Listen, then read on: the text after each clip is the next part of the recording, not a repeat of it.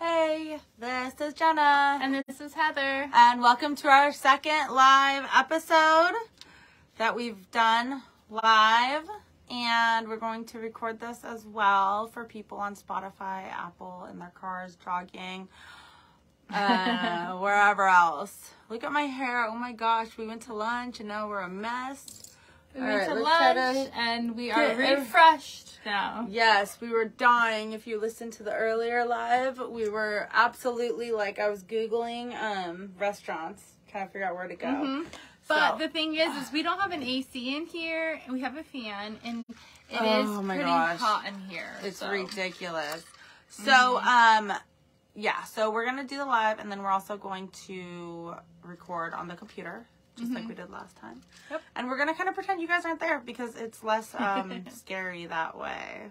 Okay? So thank you so much for tuning in, and just a couple seconds here, we're gonna kind of say hello. Say hello. Yeah. Okay. Intro. So now we're gonna do the recording for here, and you get to watch us record live. Yay! So exciting. All right. Hi, this is Jenna. And this is Heather. And this is Conspiracies Unlocked. Today we are going to unlock, we're unlocking Reptilians. I'm so excited. It's so weird for me to like, I don't know, because this is like more of your up your alley, and yeah, like that's but I'm almost excited that I'm doing it and not you, because it got me excited about it a little bit, and it got me to understand it more, and you already do understand it and have your theories, so we'll see. A little bit, yeah. We'll see if your theories match up with what I found on the history and the origins and everything. So, yeah, it's gonna be fun. All right, so this is one of those like weird conspiracies that involve the creation of mankind, aliens, cryptid, government overthrow, celebrity power. Kind of every kind like conspiracy is kind of just like rolled into one. I had watched Ancient Aliens Reptilian episode to get my idea, and like most of my information for the episode is based off of the Reptilian Ancient Aliens episode, because there's just so much information. And then of course I like Googled or like and researched, not Googled, well I did Google it, but it sounds so shitty whenever you say Google. Well, like you don't sound factual, but it's not like I went on like Google and went to like Reddit. Like I went to like legit websites. So I dug deeper and got more information, but like obviously like my main source of information that kind of start me down the rabbit hole was the Ancient Alien Reptilian episode. So I guess let's just get right into it. Oh, that's okay. Oh. Okay. So let's start from the beginning. Where did the idea of reptilians come from? How did they evolve into non-existent beings and just conspiracies? Did they evolve? Are they still among us? In the most recent times, reptilians were first written about in a short story titled The Shadow Kingdom that was published in a book called Weird Tales 1929 by Robert E. Howard. And the reptilians were referred to as serpent men. Of course, from there, things spiraled, and people actually, like, corroborated the ideas of the reptilians living amongst us and controlling the past. It's not the first place that reptilians were heard about, but it's the first, like, writing in the recent, like, culture that has been written about. In ancient times, Japanese and Chinese ancestors worshipped dragons and serpent-like creatures. Mm-hmm. Yeah. So conspiracists are trying to like go back, like are trying to go back to like see if there's anything in the past that can help with determining if reptilians are real and such. So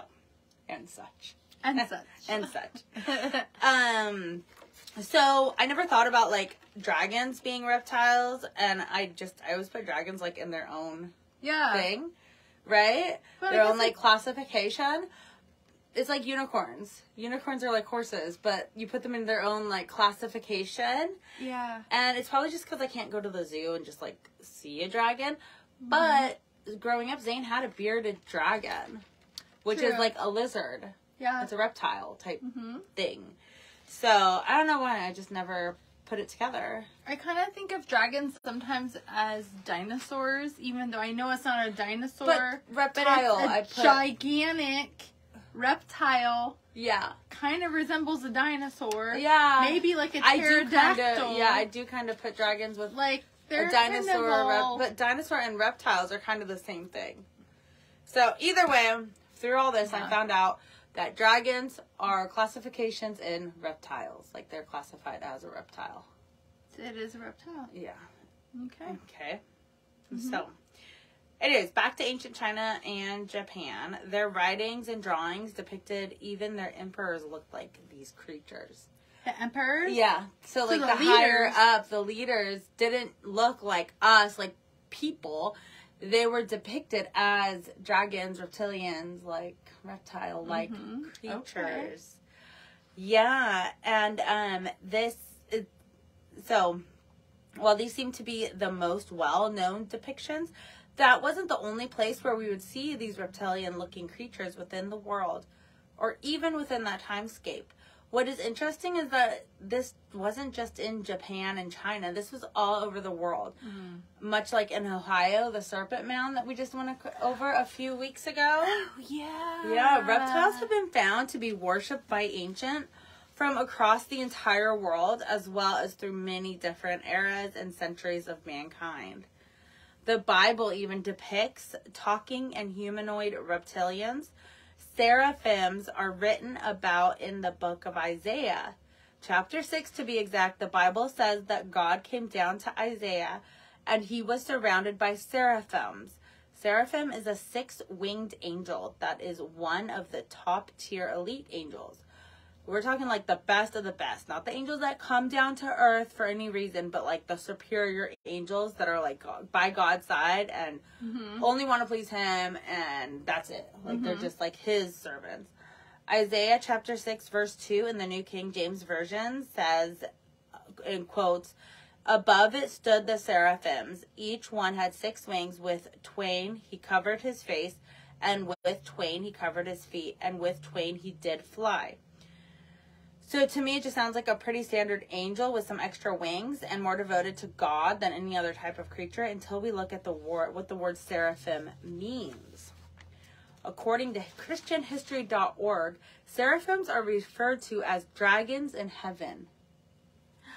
Oh. Isn't that cool? Yeah, the definition they have is 1, serpent, fiery serpent. 1A is poisonous serpent, fiery from burning effect of poison. 2, majestic beings with 6 wings, human hands or voices, and attendance upon God. So that like kind of paints a new picture as to what kind of angels are like surrounding God. I never would have thought like a serpent would be. Yeah. So I never really gave it much thought. I just always think of the way angels are depicted as like, angelic, like with the white wings and very like with 2 wings only, not 6. Yeah. Looking like and a human. Humanoid, yeah. So another Bible story that a lot of us are familiar with is the story of Adam and Eve in the book of Genesis chapter 3. Here's a quick recap. Adam and Eve were in the Garden of Eden. God told them they could eat anything they wanted from the garden, but could not eat off this one particular tree. A snake came along and convinced Eve to eat off the tree, which was the first sin in the history of humanity, and she ultimately doomed mankind forever. Which was a serpent. Yes. And so here is a story that goes along with the Adam and Eve story. This theory says that the snake was not actually a snake, but a humanoid reptilian serpent with a body of a human and the face of a snake reptile type creature. This is how the snake was able to speak with Eve. After the mishap with Eve and disobeying God's will, God punished the serpents by dooming them to a life of slithering on the ground for the rest of eternity. So there weren't snakes per se before, Yeah. but now, because of what Eve did, he created snakes, and now they're doomed. See, and I always thought about it as the Adam and Eve, like, that the snake or whatever talked to her telepathically. Like, it was all, like... I didn't think it was actually speaking, because animals don't speak. Yeah. So I always thought it was, like, a mind thing. I don't know. Just, a new theory. Like, I guess nobody really knows, but... Yeah. So, want to learn a new word in Hebrew? Yes, I do. Okay, it's called Nahash. Nahash. And that's Hebrew for serpent. Okay. I always like to give out random fun facts. Yeah. We should totally do some sort of random trivia game show for our episodes and stuff to see who's really listening, just off the wall random shit. Oh yeah, like what though? Yeah, and just to share and then see who's really listening and paying attention and just feel like Jenna once mentioned the word for serpent in Hebrew is okay, Alex Trebek. Right. For 500 words. Or $500. 500 words.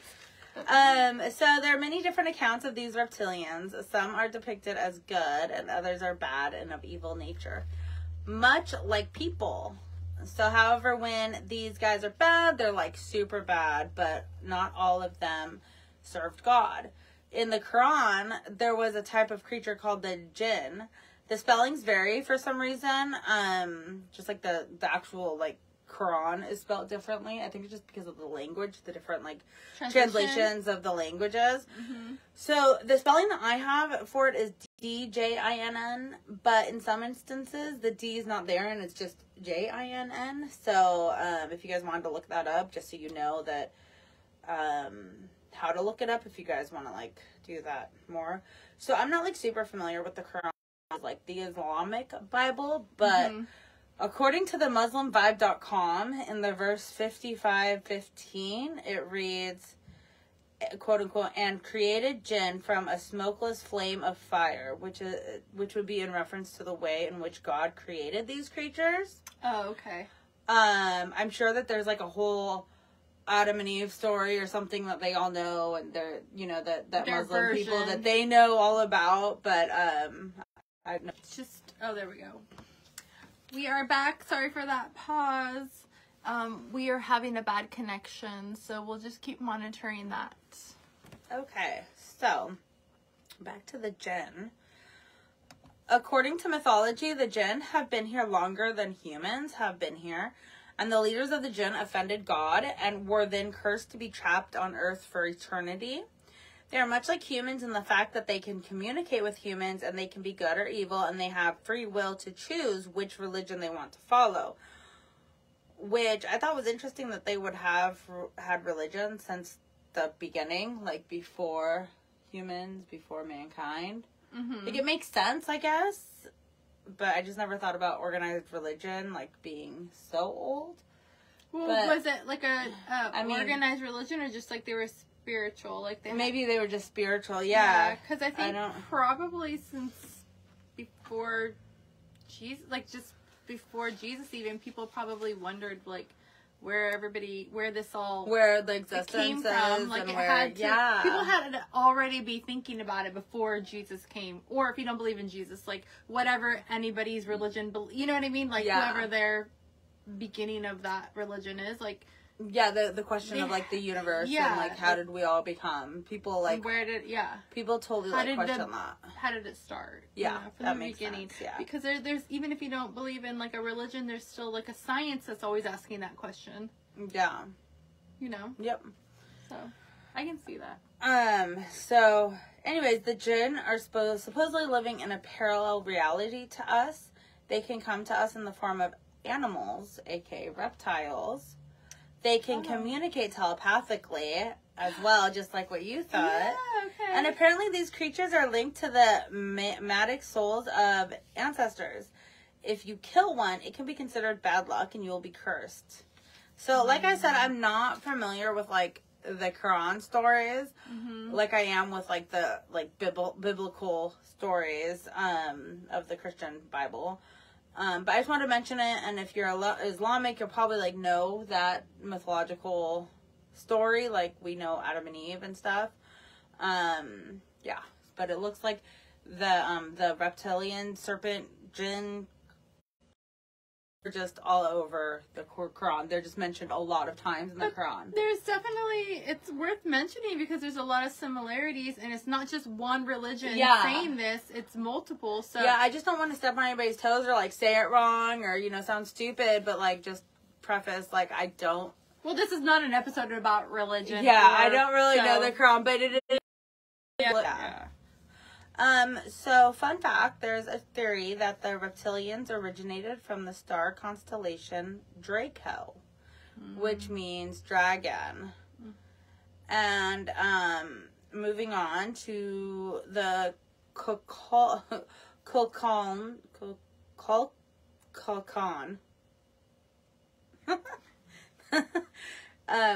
You know how you see those? Oh, yeah. So the Kokon. Kokon. Yeah. So you know how a lot of yeah, there's a lot of things there's a lot of K's going on.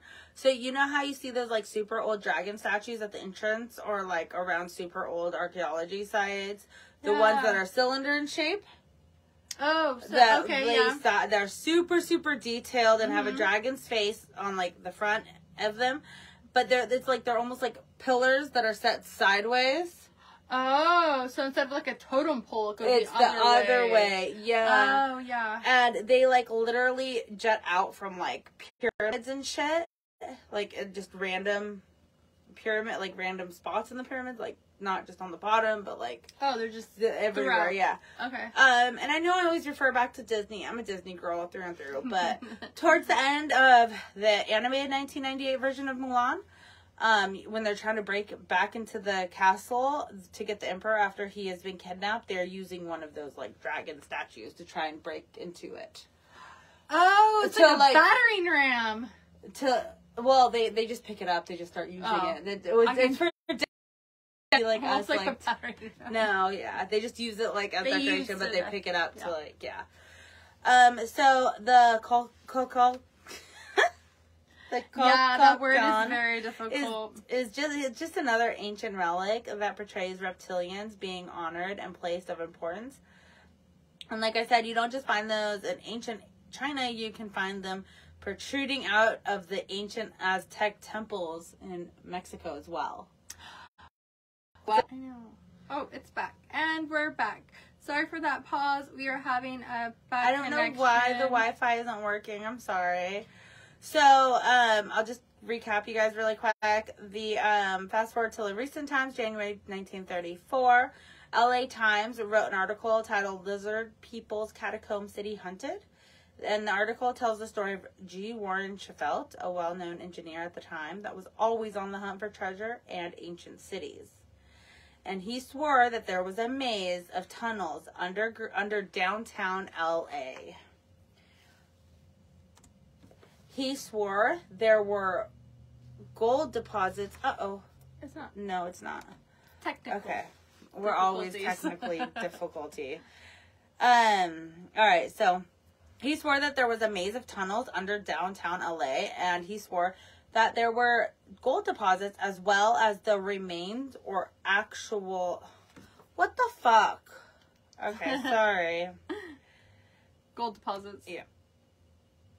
So he swore that there were gold deposits as well as remains or actual living fucking reptilians living like under the city of LA.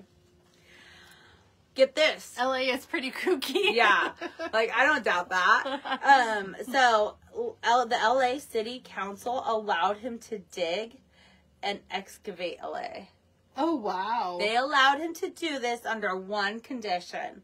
That they would get to split whatever he found. You know. So they're just like, they're like, okay, cool. I don't know if they had Skid Row back then. I don't know either. That's probably when Skid Row started because of the Depression and shit, you know? I think so it's okay now. He ended up not finding anything. And he finally ran out of money for the LA excavation. He never did find anything on any of his excavations. So he's like treasure hunting all over. Like he went to South America. They even said he went up to like Antarctica. He went like all the fuck over the place looking for shit. And he didn't find shit in his whole life.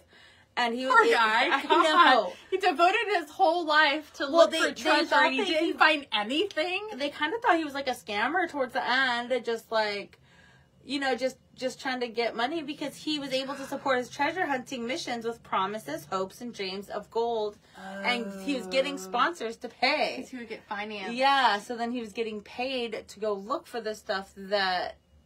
Yeah. So he was an opportunist. Okay. He even created tunnel maps that he thought for sure he would find. Like I said, he did this all over, including Arizona, where he met an Indian medicine man that told him that a Hopi Indian legend of lizard people who lived in underground cities. Didn't we talk about the Hopis a little bit? I think so. We did in another episode. Probably the Moundsville episode. Yes. I bet we did for the Moundsville. Oh, wow. That's not shocking that they actually It's all have connected. Everything is connected. Yeah. But according to the Hopi tribe legend, there was a meteor shower 5,000 years ago. At that point, the lizard people went underground and built large caves and chambers to hold families. Some of these caverns would hold 1,000 people or more. And apparently they had advanced technology and used mysterious chemicals that could easily break through the bedrock. So that's how they were able to get down under there. So, like with many of these myths, legends, and conspiracies, the same things can be found all over the world, making them all the more interesting. On the other side of the world, in Benares, India, there's a well named the Well of Sheshna, which they believe is the entrance to the underground city of Nagas, which contain a race of semi-divine serpent people. According to the legend, only the holy can make contact and penetrate the well water to reach to the serpent people. Ooh. So, like, we wouldn't be able to, because we're definitely not holy nor divine. if we would hit the water and be like, boing! It's all like, it's like boiling. Right? It just instantly kills. Instantly just disintegrates. So, according to the myth, there's a demigod. And all I thought about was Maui from Moana. Because he's a demigod. He's a demigod, yeah. Oh, yeah. According to this myth, this myth of this well, there's a demigod living down there as well. And all these reptilians were sent from heaven to help mankind and to guide us to whatever we're supposed to do or, you know, moving forward, you know, like technology and stuff. Like a spirit guide or? I don't know. They didn't really say. It just said to guide us. Guide us to where? I don't know. I think it's like a spirit I was guide. thinking of technology, like pyramids and shit like that, like guide us technologically. They gave us technology, sure, yeah. I do believe that another, I do believe that. Yeah, I can see that. Yeah, so, moving over to southern Iraq in 1923, archaeologist Sir Leonard Woolley did his own excavation of the Ubaid culture. The Ubaids are one of the oldest agricultural communities in the world, dating back to 5900 BC. Sir Leonard Woolley found clay figurines with long, skinny human bodies and reptile heads and faces. And they were portrayed as like having coffee bean eyes and elongated skulls, almost like a reptilian alien mix. Yeah. So those elongated skulls have been noted all over. Yeah. Yeah. And so these are like, you know, like the most oldest form of like little figurines to like play with or to, you know, for decoration or fucking whatever. Yeah. And the figurines were portrayed as doing normal human functions. Like there's one of a mother breastfeeding a child. So like obviously like these are what someone saw, what was happening. Or something, yeah, because, and reptiles they don't feed like that. They don't have nipples. They're not mammals. They're reptiles. Yeah, no, they don't. They don't do that. They don't feed their young milk. Yeah, so I think either the Ubaid civilization was either reptilian or they were very close with the Reptilians. And if we're going with the idea that reptilians were even real. Yeah. You know, but yeah, so so science. Ready for the science? Science, bitch. Science, bitches. On to the science.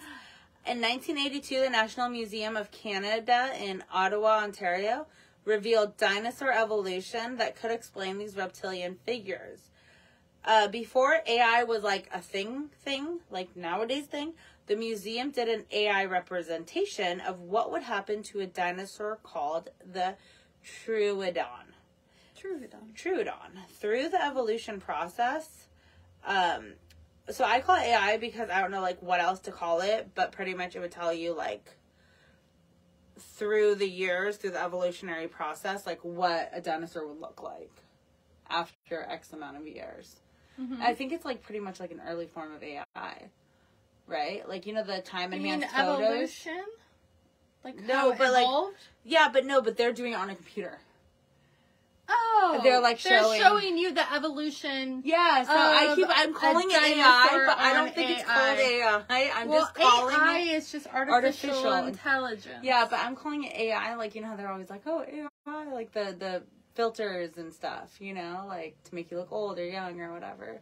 I don't think it's an AI. It's not AI. It's just a computer program. We don't know the name of the computer so program. I'm calling it AI, but I know, like, I don't know what else to call it. So I was calling it AI, but... You could just say they used a computer program to show the evolution of there you go, the dinosaurs. That's a good way to put it. Or evolution of what they believed the evolution was. Because do we really know? No. I don't know. Maybe. Yeah. So we know what we know. Yeah. Apparently this or not. Yeah. So apparently the reptile-looking dinosaur, if it could have survived underground during the mass extinction of the dinosaurs, would slowly evolve into an upright standing dinosaur, reaching a height of about 4 to 5 feet tall and weighing roughly 90 pounds. And they showed that the brain would be larger and would become more advanced with evolution. I just realized what you're saying. What? You're saying that they are speculating that the dinosaurs evolved into humanoid reptilian beings? Yeah. I just got that! Yeah. That's pretty crazy. That's kind of like... From the Troodon. Tribe or whatever. Reptile. That was a dinosaur. The Troodon was a reptile. But was a dinosaur. But did they keep that name as a tribe? Like as they were like a little reptilian tribe? It's only if that one dinosaur would have survived. They don't know if that dinosaur survived. Because like the dinosaurs like didn't survive. But now they're finding that dinosaurs did survive. Longer than they thought. Yeah. After the meteor. After the big great extinction, yes. And that whatever ones did survive could have evolved into this humanoid reptilian creature. And then slowly evolve from that to what we are now. To what we are? It could be. So if this was the case, and what scientists are theorizing, the Troodon would have evolved through natural selection and adaptation, concluding that reptilians could be descendants of dinosaurs, which could even mean that we are the reptilians that have evolved, and we, or some of us, are descendants from dinosaurs. So let that fuck with your mind a little bit. Let's play with that. I mean, I like that more than a monkey. Nothing against monkeys, but like, I don't know. It's kind of better to be a reptilian. A dinosaur, because we would have started it as a dinosaur. Yeah, we would be here before the monkeys. Like, we would be like the OG. We would be like the original beings. Like, we're the beginning of time. Like, what was before the dinosaurs? Cave people? I don't know. After, I think. I have no idea. No, they were. They were definitely after. I don't know. I'm just thinking of, like, the Flintstones. They had dinosaurs and people. Well, they always, but I don't think that's real. They always depict and humans together. Yeah, but no. So, all right. So, moving on to the Saurians. This is another example of a civilization. So, not dinosaurs, just like a tribe of people, a civilization that resided on Earth millions of years ago. They looked like crocodiles that slowly evolved to more of a human-like appearance. Ooh. Eventually evolving to have hair follicles on their head. Or even said to be telepathic. Yeah. And they are the ones supposedly that brought civilization to humanity. They house trained us. They domesticated us. We were feral. We were like the cave people, and then they domesticated us. They're like, come on, you gotta figure this shit out. You want to survive? This is how you make fire. Yes. Right? So, this is a tool. One thing to add is that, like with everything, every aspect of science, scientists are always learning and discovering new things. It was only 20 or 30 years ago that scientists realized that some dinosaurs did evolve into birds. That these birds evolved from cold-blooded dinosaur reptiles into warm-blooded birds. Some scientists believe that some dinosaurs definitely did survive the extinction by hiding in caverns, like little ecological hotspots to survive in. Which reminds me of the Sandoon Cave.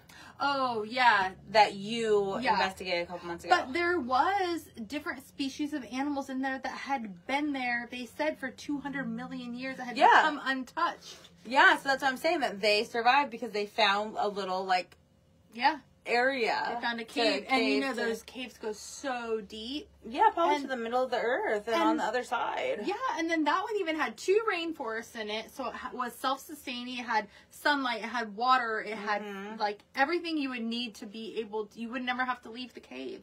Yeah. Yeah. So, are you ready for this next theory? I'm liking these so far. There's so many theories. Okay. Yeah. So, another thought is aliens. The aliens are using the Earth as a scientific testing lab to engineer alien animals, species, reptiles, humans, and pretty much nature, plants in general, everything. Yeah. They created the dinosaurs, then mutated the dinosaurs through genetic mutation. One of their experiments could have been a human-reptilian mix. And then it a hybrid. Kind of lasted until now or something. Mm-hmm. But it must not have done very good because, well, I don't know, unless they're all hiding out in caves.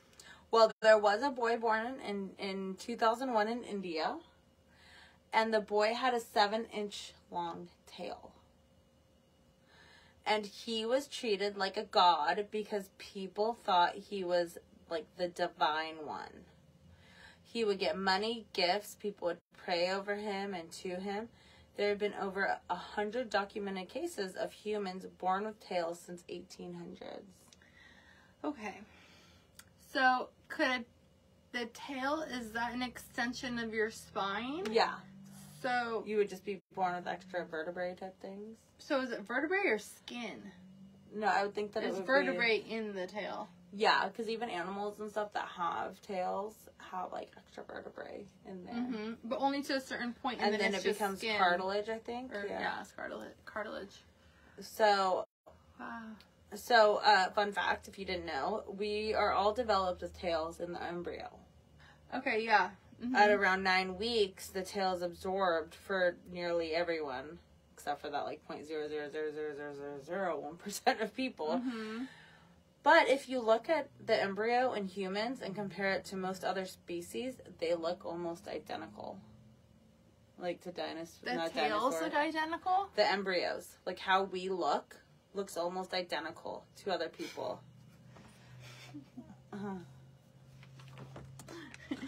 Sorry, I think the tribe was actually aliens and they left when people just turned dumb. Which must have been a long time ago. I agree.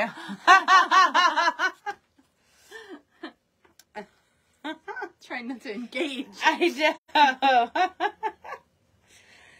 All right, so the embryos of a lot of different mammals look like humans in the beginning, they're almost like identical, and then they like take form a couple weeks in, and then they all start looking different. Yeah. So another reptile like genetic anomaly that some humans have is webbed toes and fingers. And yeah, but I always thought that was like attributed to maybe we were mermaids. The webs. Maybe. Yeah. But it's all theories. But there are dinosaurs and stuff that had to have a web. Yeah. You know, so it could go either way. And so nowadays they would like probably correct the situation at birth. But not too long ago they wouldn't have like severed the web. My uncle has webbed toes. He's my uncle by marriage, so I am not reptilian and I don't have any reptilian blood in me. But do you know that? Well, I don't know that for certain. But my uncle, I didn't even find out because well, not that I would have found out anyways, even if we weren't by marriage. But he married my aunt or whatever, and I didn't find out about his webbed toes until I was like 12, and I was like, "You mean you never inspected his right?" feet? I'm like, I don't know why. I'm like, oh, it's by marriage, so of course I didn't inspect any of my dad's brothers either. So I don't think I've ever seen like my uncle's feet. So I don't know, but. Like, you went to the beach or the pool or something, yeah. Yeah, I don't know. And that's what's weird too, is because they have a pool. Like, I've been to the pool with him and never even noticed until I was just at the pool with him like 3 weeks ago. Are they still webbed? They should be. I didn't examine his feet even then. I forgot all about it until I was writing this. Now, if we're ever, if he's ever at your house, yeah, he is. You've met him a million times. You can. He'll show you. No, he I forgot all about it, or else I would have looked like when we were in the pool a few weeks ago. You're like, wait, I just did research for my episode. Yeah, I need to know. The next time the kids have a birthday party or anything, they'll be there. So, yeah. That's so funny. You just have to remind me whenever you meet an uncle. I only have like 2 uncles left, 2 or 3 uncles left, so it won't be hard. Alright, so anyways, I don't even know what I'm saying anymore. Fine. I know. So, theory goes on to say that 320 million years ago, we all had a common ancestor, and then the genetic pool split off to humans or to reptiles. Then another theory that comes from the Bible is that everyone that was born prior to Noah, like as in Noah and the ark, the great flood Noah, were born with webbed fingers and toes. And theory goes and claims that Noah was actually the first human to be born without the webbed extremities. And I'm wondering, like, so this might have been a sign of the times to come. Like, because he did have to build a boat to survive the flood. And but maybe the webbed toes and feet, hands and feet would really come in handy during a flood so you can swim out of there. So maybe that is why he had to, that's what I'm thinking, that's why he had to build the ark. Because he couldn't swim. He didn't have the... But also, it was so much water and it was so powerful. It was you would have just drowned instantly, probably. Yeah, I know. That was just survived. My like little joke. Yeah. But anyways. So, what about our own brains? In 1977, scientist Paul MacLean theorized that some parts of the brain, as in like our current brain, are linked to different parts of time, almost like personality traits that are innate within us. He divided the parts of the forebrain into 3 parts.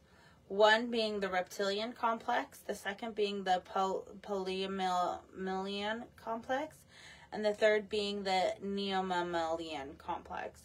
He believed that these 3 parts of the forebrain were actually evolved from reptiles, maybe from the Troodon dinosaur. MacLean thought that the forebrain carried over the aggressive behavior from reptiles, and that is where the primitive side of our innate self are like motivated from. However, other parts of the brain have like evolved and fixed the aggression, like in most of us, fixed that like primal instinct to like kill, beat. And maybe some people still have more of that than others, so it's, you know. Because they're less evolved. Yeah. Their mind is less evolved. Their brain is kind of... Yeah, they're still more primitive. Yeah. They're very primitive. And they're on a lower... No, but they even say a lower frequency. Yeah.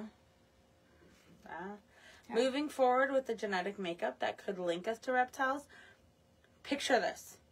It's December 1945 in Nag Hammadi, Egypt.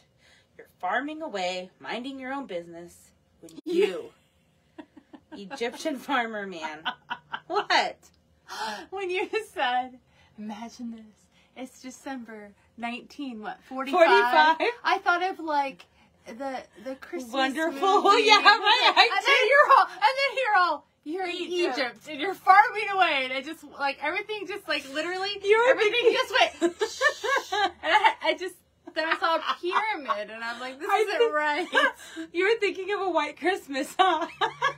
Or like It's a Wonderful Life. Because it's December 1945. That's called. When all that happened. Yeah, and I'm like looking at the Christmas tree. I'm like decorating the Christmas tree. There's presents. I can smell the cocoa and the cookies. And then you're farming in Egypt. And look at the pyramid. Now it's hot and it's sandy and there's camels spinning everywhere. I'm like, suddenly you're like with Aladdin. I'm like, what happened?